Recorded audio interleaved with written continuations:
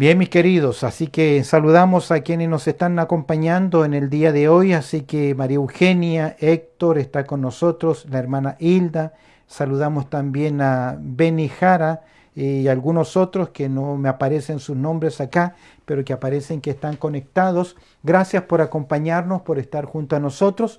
Y en esta hora vamos a considerar entonces la palabra del Señor. Así que les invito a buscar en sus Biblias, en el Evangelio de Marcos, allá en el capítulo 8, Evangelio de Marcos. Recuerda que estamos en esta serie que tiene que ver con el siervo de Jehová. Estamos estudiando la vida de nuestro Señor Jesucristo basado ahí en el Evangelio de Marcos, y ahora veremos el capítulo 8, versos 22 al 26. La palabra del Señor dice así. Dice el verso 22 del Evangelio de Marcos, allá en el capítulo 8. Vino luego a Bethsaida y le trajeron un ciego y le rogaron que lo tocase. Entonces, tomando la mano del ciego, le sacó fuera de la aldea y escupiendo en sus ojos le puso las manos encima y le preguntó si veía algo. Él mirando dijo: veo los hombres como árboles, pero los veo que andan. Luego le puso otra vez las manos sobre los ojos y le hizo que mirase y fue restablecido y vio de lejos y claramente a todos. Y lo envió a su casa diciendo: no entréis en aldea ni lo digáis a nadie en la aldea. Una breve porción muy interesante. El tema lleva por título en el día de hoy: cuando la ceguera es quitada. Cuando la ceguera es quitada. Y a modo de considerar el trasfondo, si tú recuerdas los estudios anteriores, especialmente el estudio anterior, y miramos el contexto, nos vamos a dar cuenta que estamos hablando de ceguera. Hoy, en nuestra porción, una ceguera física. Pero en el estudio anterior de la semana pasada, veíamos dos tipos de ceguera. Una ceguera que es permanente y una ceguera que es parcial. La ceguera permanente tiene que ver con los líderes, tiene que ver con los fariseos, tiene que ver con los líderes religiosos. En el mismo capítulo 8, verso 11 al 13, vemos que por la dureza del corazón y por no querer ver lo que es evidente, ya que se presentan a Jesús, vienen para tentarle, vienen con preguntas y le dicen: queremos ver señal del cielo. Casi pareciera que es una pregunta muy devota, muy especial, pero la finalidad es tentar. Ellos creían que los hombres a nivel terrenal se podían hacer milagros, así como lo hicieron los encantadores en el tiempo de Faraón con Moisés. Pero ellos están diciendo: si vas a mostrarnos una señal, tiene que ser una señal sobrehumana, sobre especial, como que descienda maná del cielo, que retroceda el sol o que descienda fuego, como en el caso de Elías. Pero el Señor Jesucristo no va a presentar ninguna señal. Y vemos acá que se produce en ellos una ceguera permanente. De hecho, el texto va a terminar con la acción de Jesús de retirarse, de dejarle. Y este abandono es un abandono judicial, ya que significa que ellos traspasaron la línea de la paciencia de Dios. Ya no habría oportunidad para ellos. Es la última vez que Jesús se reúne con ellos. Es la última vez que Jesús establece un contacto con ellos. De hecho, Jesús se retira y ya no va a hacer más ministerio de milagros en esos sectores, dejando el sector de Galilea. Juan capítulo 3, verso 36 dice claramente que el que cree en el Hijo tiene la vida. Pero el que no cree en el Hijo no verá la vida, sino que la ira de Dios está sobre él. Vemos acá en los fariseos una representación de una ceguera que es permanente y que lleva a la condenación. Pero también en verso 14 al 21 estudiábamos la ceguera parcial de los discípulos. Y todo comienza con una pregunta con una declaración del Señor Jesucristo, donde Él les dice: guardaos de la levadura de los fariseos, de Herodes o los herodianos. Y el Evangelio de Mateo también presenta a los saduceos. tres grupos principales, tres influencias, tanto religiosa como política, que enfrentaban en el primer siglo o en el tiempo de nuestro Señor Jesucristo. Los discípulos aún no entienden, no logran percibir realmente la persona y los planes del Señor. Déjame decirte algo, estamos a pocos meses de la crucifixión. Pronto ellos serían los que llevarían la bandera del Evangelio de la gracia de Dios. Y yo veo que aún no están preparados. Y el Señor les va a decir en el verso 21, y les dijo, ¿cómo aún no entendéis? ¿Cómo aún no entendéis? Dando la esperanza que ellos en algún momento lograrían entender los planes, comprender la persona de Cristo Jesús. Al advertirles, al decirle Jesús, guardaos de la levadura en las Escrituras es utilizado como un medio sutil de corrupción, que corrompe, que afecta. Cuando la levadura entra a la masa, leuda, afecta todo el entorno. Y Jesús les va diciendo, cuídense de la levadura de los fariseos, del legalismo, la hipocresía, la apariencia, el estereotipo, la parte externa de las cosas. Cuídense de la levadura de los herodianos, del libertinaje, de la inmoralidad, de hacer lo que es incorrecto, de vivir la vida disfrutando de placeres, nada más. Y el Señor les va a decir, líbrense, guárdense también de la levadura de los saduceos, el liberalismo, el criticismo, ellos no creían en las doctrinas, no creían en la resurrección, no creían en algunas cosas de la palabra de Dios en forma selectiva. ¿Cuántas veces aún el pueblo del Señor tiene creencias selectivas? Cree algunas promesas, toma algunas promesas, pero no toma el consejo de Dios porque no le conviene obedecer todo el consejo de Dios. Esto me hace pensar que hay creyentes que aún están en una condición de ceguera.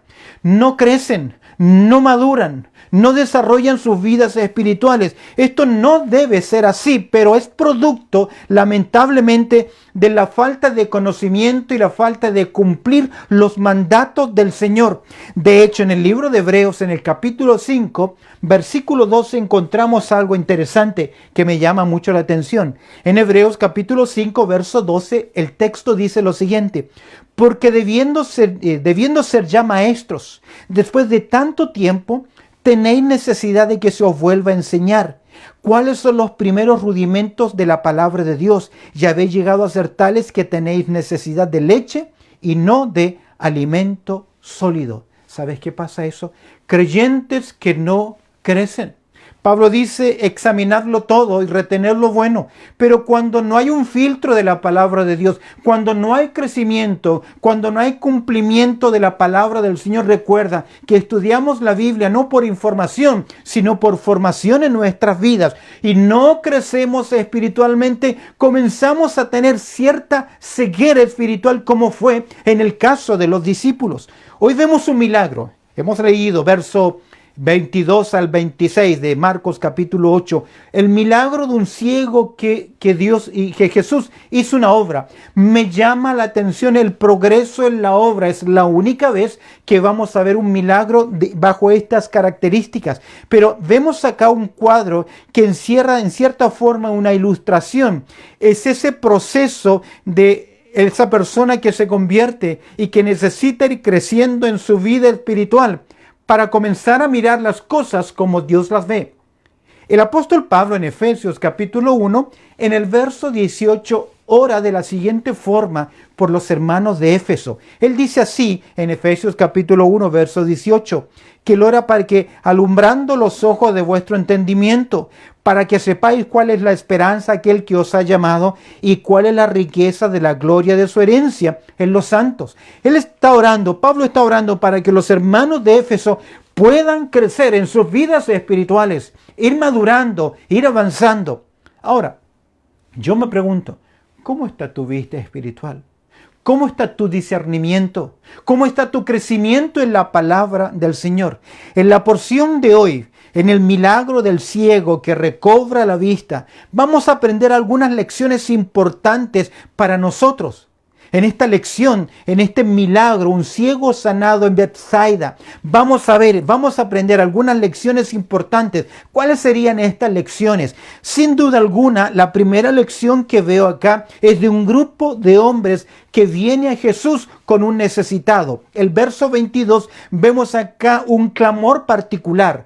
Vemos acá un clamor particular. El texto dice, el verso 22, vino luego a Betsaida y le trajeron un ciego. Es acá nuestro Señor Jesucristo. Recuerda que Él sube a la barca, deja a los fariseos y van a cruzar el mar de Galilea y vienen acá y llegan al sector de Betsaida. Esa palabrita Betsaida, este sector se llama casa de pesca, y fue el lugar donde el Señor Jesucristo alimentó a 5,000 hombres, más mujeres y los niños. Por lo tanto, este es un sector donde las personas conocen a Jesús.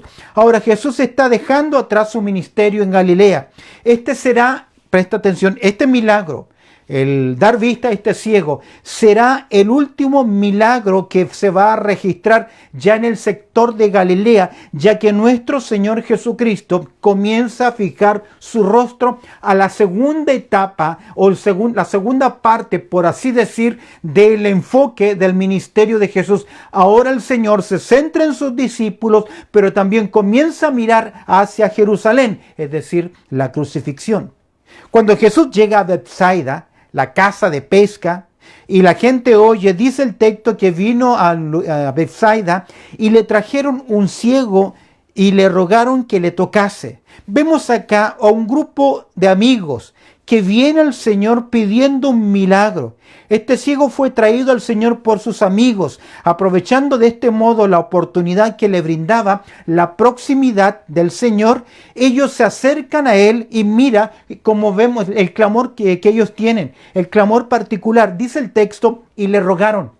No sabemos quiénes son. No sabemos quiénes son sus nombres, pero es evidente que ellos saben acerca de Jesús. Han oído acerca del ministerio de sanidad de Jesús, o tal vez han sido testigos de los milagros, porque ellos vienen y le ruegan, le claman, piden, le solicitan en una forma muy personal. Le piden y le rogan que toque a una persona. Me llama la atención que no dicen te pedimos que hagas el milagro, sino que sencillamente que le toques. Esto equivale a la sanidad. A diferencia, mira, de nuestro Señor Jesucristo, a diferencia de los líderes religiosos que no se relacionaban con las personas en necesidad, ciegos, personas mudas o leprosos, etc. Porque para un rabino de aquel tiempo, tener contacto con ese tipo de personas que ritualmente eran impuros, ellos no lo podían hacer. Pero vez tras vez vemos en el ministerio de Jesús su empatía, su acercamiento. Él toca a las personas porque saben que tienen una necesidad emocional, tienen una necesidad espiritual y tienen también una necesidad física. De hecho, Marcos nos menciona, por ejemplo, el primer milagro donde Jesús toca a una persona fue a la suegra de Pedro. En el capítulo 1, verso 31 dice que el Señor la tomó de la mano y la levantó. E inmediatamente le dejó la fiebre y ella servía. Eso es en el capítulo 1, verso 31. También en el mismo capítulo 1 vimos el cuadro de un hombre leproso que vino a Jesús. Y Jesús no tiene problema en tocarle. Dice el verso 41, y teniendo misericordia de él, extendió la mano y le tocó y dijo, quiero ser limpio. ¿Qué diferencia hay en nuestro Señor Jesucristo a los líderes religiosos? En la gran campaña de sanidad, en el capítulo 3, verso 10, leemos, porque había sanado a muchos de manera que por tocarles, cuantos tenían plaga, caían sobre él. Es decir, el milagro se hacía. La hija de Jairo, cuando viene Jairo y le pide, él le rogó, mira, mi hija está agonizando, ven, pon la mano sobre ella para que seas salva y vivirá. Pon tu mano, tócale, que tiene que ver con esa gracia del Señor Jesucristo. ¿Recuerdas esa mujer que vino detrás con mucho esfuerzo y ella tocó el manto de la vestidura, la túnica del Señor y fue sana? Esto me hace pensar en el gran toque de Dios a la humanidad a través de Jesucristo, ya que para tocarnos, para acercarse, Dios se acerca a nosotros y dice la Escritura que aquel verbo se hizo ¿qué? Carne.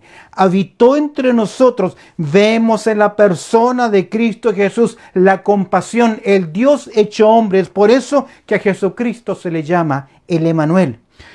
Todos tenemos esta oportunidad. Hay siempre gente en necesidad, hay siempre gente en crisis que necesita que nos acerquemos, que al igual que estos amigos, que vayamos por ellos con un clamor, con una petición, llevarles a la persona de Cristo Jesús. Reflexionaba un poco en esta situación mundial de pandemia. Si bien es cierto, no nos podemos reunir, no podemos congregarnos, pero sí tenemos muchas formas de compartir de la palabra del Señor. Comenzamos nosotros a editar un poco mejor nuestros videos, tanto en vivo en Facebook como también en YouTube, en la página web de la iglesia, especialmente ahora el día miércoles, que no podemos reunirnos en el templo, pero estamos transmitiendo. Permíteme mencionarte algo. Hay alguien que nos escribe, se llama Nena Díaz. Nos escribió a través de, no sé si fue en YouTube, creo que ahí está el mensaje. Dice lo siguiente: gracias, pastor, por la predicación. Ella por casualidad se encontró con nosotros y ella dice lo siguiente: lo mejor que me ha pasado en esta pandemia es que Dios lo use para este tiempo donde me ha enseñado mucho. Dios le siga dando sabiduría. Estoy revisando el canal para ver qué otro estudio puedo seguir. Dice que ya estudió el libro de los Hechos. Queridos, no sabemos de dónde nos escribe Nena Díaz. No sabemos de dónde es. Pero ella nos escribe que ha sido una de las mejores cosas que le ha ocurrido en este tiempo de pandemia. Poder encontrarnos y poder a través de este medio, de ese formato que usted y yo apoyamos, que usted y yo estamos orando, ser de bendición a otras personas. Vemos acá un clamor particular. Observa en segundo lugar, en el verso 23, la primera parte, el cuidado personal del Señor. ¿Qué hace el Señor? Dice el verso 23, entonces tomando la mano del ciego. ¿Ves? Nuevamente el Señor entra en contacto directo. A diferencia de los líderes, el Señor Jesucristo tuvo compasión de él y hizo lo que ningún líder honorable religioso haría. Tomó un ciego de la mano reconociendo su necesidad. Le va a conducir, le va a llevar, porque es evidente que a este hombre necesita que alguien le lleve. Hoy hay escuelas para gente no vidente, hay los bastones con sensores, hay los semáforos con ruido para que ellos puedan cruzar. Hay también animales adiestrados especialmente para conducir a personas no videntes, pero acá una persona con esta limitación necesitaba ser conducido. De hecho, nuestro Señor Jesucristo, tomando casi el mismo cuadro, dijo lo siguiente en Mateo capítulo 15, verso 14: dejadlos, son ciegos, guía de ciegos, y si el ciego guiara al ciego, ambos caerán en el hoyo. Interesante. Aquí vemos por esta declaración del Señor de cuidar y que ciegos necesitan dirección, una sabia dirección. Vemos el cuidado personal que el Señor tiene. Tomándolo de la mano, lo sacó fuera de la aldea. Él lo saca de la aldea para efectos de privacidad, para efectos de un trato personal. En otras palabras, el Señor le dedicó tiempo para estar con esta persona. Qué interesante. Jesús tiene una agenda muy rápida, muy ocupada, pero a pesar de eso, el Señor va a tomar tiempo para estar con él. Le lleva aparte, le saca para efectos de privacidad, pero también veo yo para efectos de penalidad, ya que el Señor Jesucristo ya no va a hacer más milagros en presencia de multitudes allá en Betsaida, porque el Señor está girando ahora su ministerio, está sentenciando a estos pueblos, a estas naciones o a estos sectores que recibieron la palabra de Dios. De esta forma estaría solas con él y evitaría toda publicidad innecesaria, ya que el conflicto con los fariseos es intenso. Puedes ver acá cuando la ceguera es quitada, ¿Qué lección podemos aprender? La lección de un clamor particular. Estos amigos que traen a una persona en necesidad a Cristo Jesús. ¿Cuándo fue la última vez que usted llevó a una persona a los pies de Cristo a encontrarse con el Salvador? Vemos acá el cuidado personal que tiene el Señor. Extiende su mano, va a actuar con él, le va a llevar a una parte. Y observa ahora, en tercer lugar, verso 23, la curación particular. ¿Por qué le llamo curación particular? Primero, por el procedimiento. Dice el verso 23, el Señor Jesucristo, y entonces tomando la mano del ciego, lo sacó afuera, verso 23, y escupiendo en sus ojos, le puso la mano encima y le preguntó si veía algo. En primer lugar, el procedimiento. Escupió en sus ojos, le puso las manos encima. Si me pregunta qué significa esto, no sé. Me es difícil determinar, ya que había hecho algo similar. Ahora, si el Señor Jesucristo hizo algo similar con el sordo mudo en el capítulo 7, donde Jesús escupió, en el capítulo 9 de Juan vemos donde en el verso 6 leemos, Juan 9:6, dicho esto, escupió en la tierra e hizo lodo con la saliva y untó con él el lodo, en lodo los ojos del ciego. Vemos acá que el procedimiento es difícil de determinar. No es en primer lugar un ritual. El Señor no necesita ningún ritual para hacer un milagro. De hecho, no necesita escupir.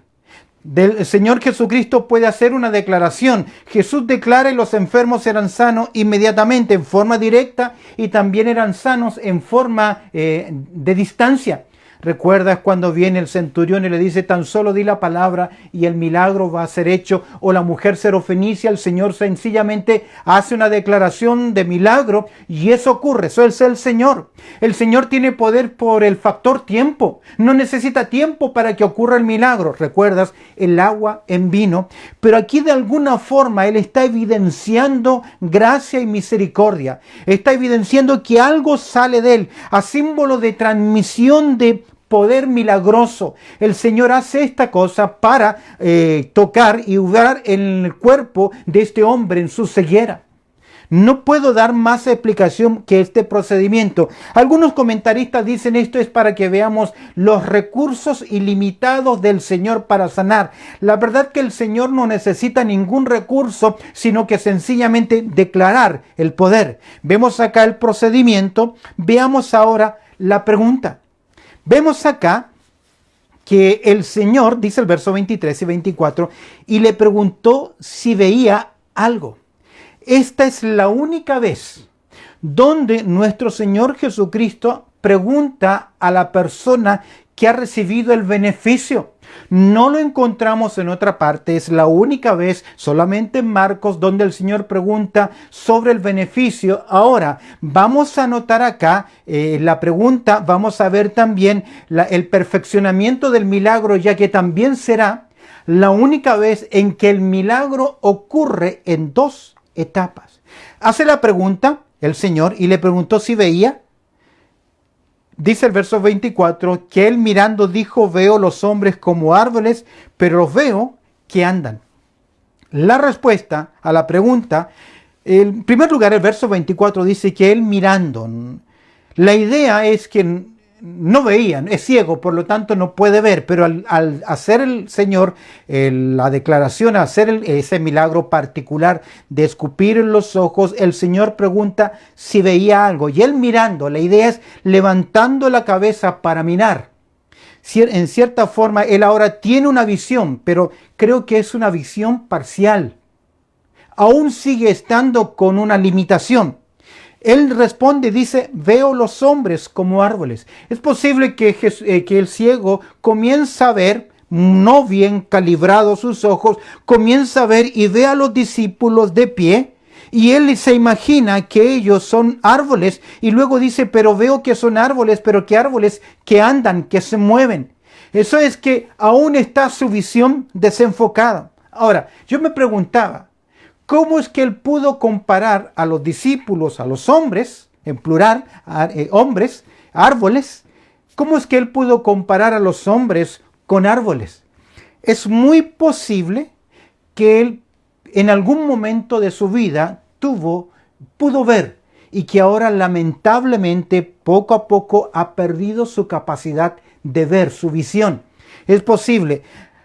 El tratamiento hacia la ceguera, hacia los problemas de visión vinieron muchos años, muchos siglos después. Hoy nosotros tenemos operaciones, tenemos lentes, hay cambios de retina, etcétera. Pero aquí vemos que un hombre que comenzaba a perder la vista estaba sentenciado a ser limitado y ser ayudado por otra persona. Veamos entonces acá la curación particular, porque es una curación particular por el procedimiento, por la pregunta del Señor, pero también el verso 25 por el perfeccionamiento del milagro. ¿Qué quiero decir con esto? Verso 25, aún no ve bien, él está comenzando a ver, distingue señales, distingue sombra, logra ver a hombres, pero no sabe qué son, no hay un enfoque correcto. Observa la perfección ahora. Verso 25, dice el texto, luego le puso ¿qué? Otra vez las manos sobre los ojos, otra vez. Es la única vez también donde encontramos un milagro en dos etapas.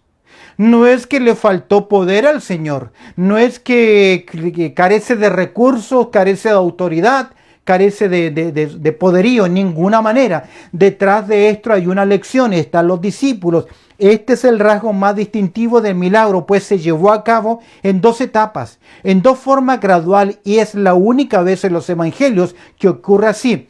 Luego le puso otra vez las manos sobre los ojos y le hizo mirarse. Nuevamente levantar la cabeza para mirar. Le dice, luego el Señor vuelve a hacer la pregunta. El Señor vuelve a decirle, verso 25, y le hizo que mirase.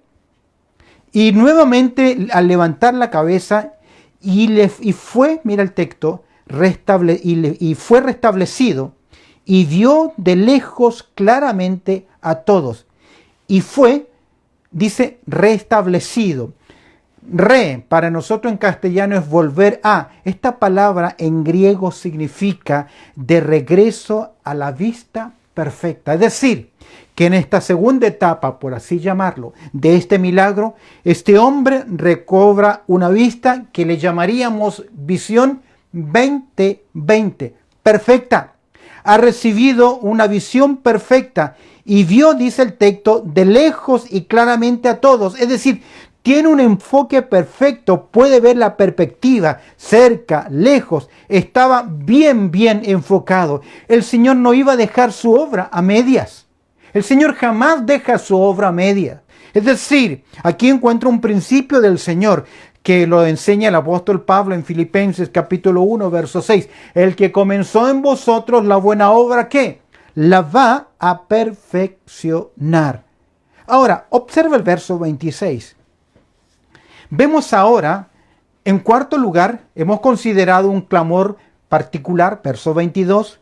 Un cuidado personal, el Señor toma al ciego, lo lleva aparte, en forma personal, le toma de la mano. Vemos una curación particular por el procedimiento, por la pregunta y por la perfección del milagro. Veamos ahora un comando que es preciso, le da una orden. Verso 26. ¿Cuál es la orden?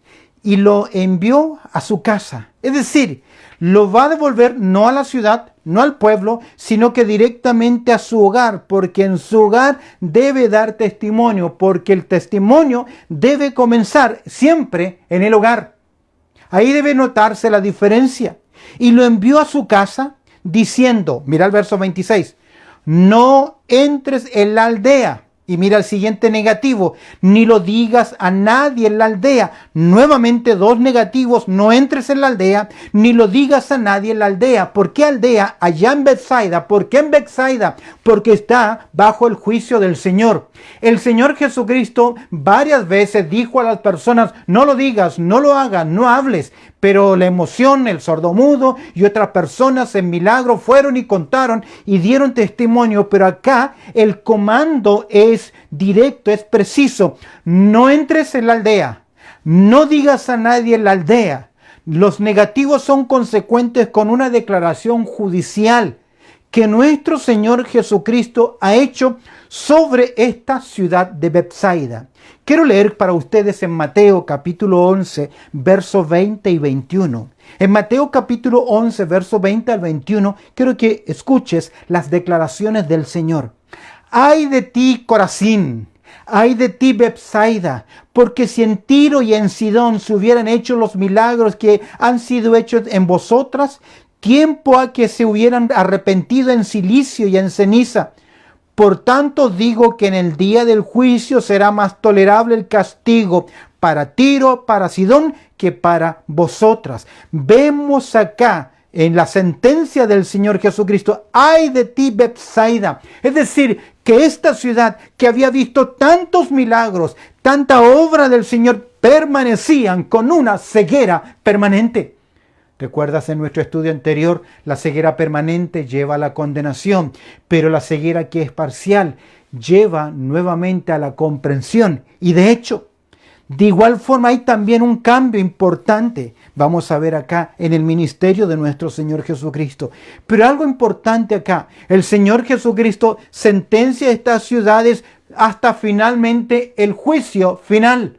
Nuevamente se encontrarán con Jesús, pero esta será la situación final ante el gran trono blanco. Ahora, cuando la ceguera es quitada, cuando el Señor hace su obra, una consideración acá en perspectiva.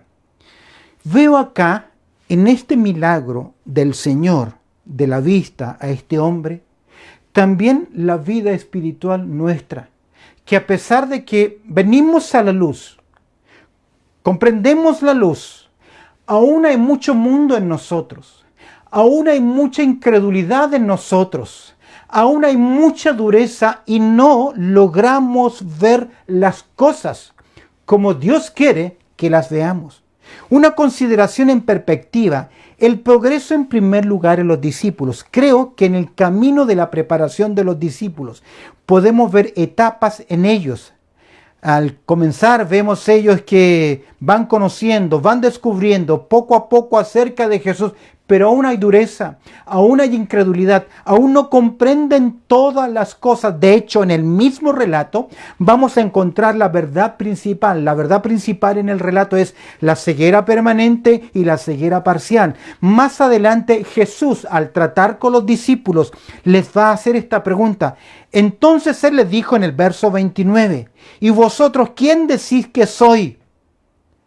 ¿Qué opinan acerca de mí? Son los discípulos. Han estado con Jesús en la barca. 2 veces en la barca. Ellos han visto el poder de Jesús sobre la naturaleza, calmando la tempestad y viniendo a ellos caminando. Que ellos se sorprenden y preguntan, ¿quién es? ¿Por qué tiene este poder? Ellos han visto 2 veces al Señor Jesús multiplicar panes y peces en 2 grupos diferentes, tanto judíos, hebreos como gentiles. Han visto las campañas de sanidad del Señor Jesucristo, que también la sombra sanaba a los enfermos, pero aún no llegan a comprender completamente la persona de Cristo Jesús.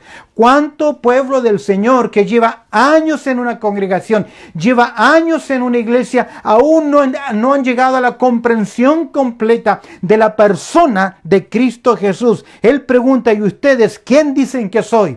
Pedro dice, tú eres el Cristo. Mateo agrega, el Hijo del Dios viviente. Y es interesante que Mateo dice lo siguiente, palabra de Jesús. Bienaventurado eres Simón o Pedro, porque esto no te lo reveló ni carne ni sangre, queridos. Estas cosas espirituales se disciernen por la obra de Dios en nuestras vidas.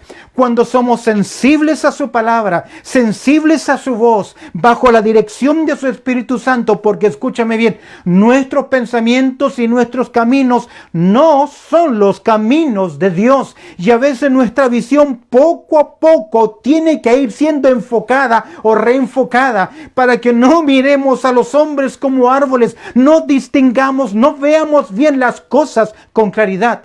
porque mis pensamientos no son vuestros pensamientos, ni vuestros caminos mis caminos, dijo Jehová.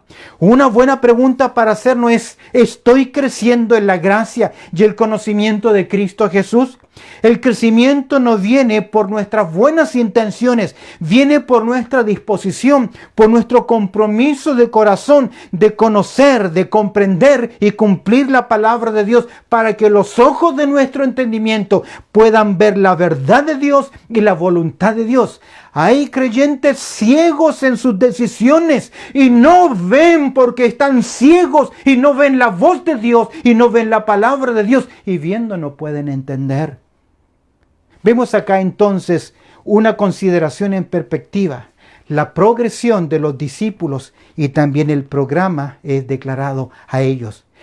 Ahora, ellos comienzan a ver en este milagro, pueden reflejarse ellos que poco a poco van conociendo más de la persona de Cristo Jesús. Si tú miras en el verso 31 de esta porción, en el capítulo 8 de Marcos, leemos lo siguiente. Vamos a ver ahora la perspectiva correcta que va a compartir el Señor con ellos. Vemos en primer lugar en los discípulos un comando preciso, pero vemos la progresión en el discipulado, pero vemos en los discípulos, pero vemos también el programa es declarado. Verso 31.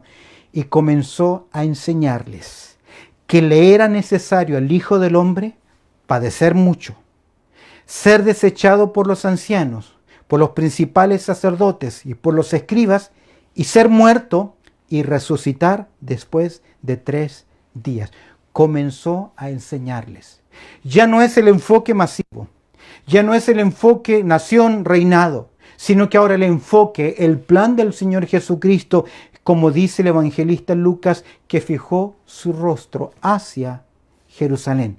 Este es un giro muy grande en la mentalidad de los discípulos. Para las expectativas de ellos, el reino, la gloria, la liberación de la opresión romana era lo que estaba en sus mentes, pero el Señor les está enseñando otra cosmovisión. Ellos tienen que cambiar su cosmovisión hebraica. Ellos tienen que entender ahora el plan del Señor, y para eso tienen que abrir sus ojos espirituales. ¿Cómo está tu vista? ¿Cómo está tu vida espiritual? Cuando la ceguera es quitada. ¿Ha quitado el Señor ya la ceguera de tu vida? Y no me refiero a esa ceguera de la incredulidad, porque ya eres un creyente. Pero a pesar de que eres creyente, ¿estás creciendo? ¿Estás madurando? ¿Estás cumpliendo con la voluntad del Señor? ¿Estás siguiendo sus enseñanzas? ¿Qué nos dice la palabra de Dios? Comenzamos citando al apóstol Pablo, donde él ora por los hermanos de Éfeso, para que el Señor les dé espíritu de sabiduría y de revelación. El Salmo 119, verso 18 dice lo siguiente.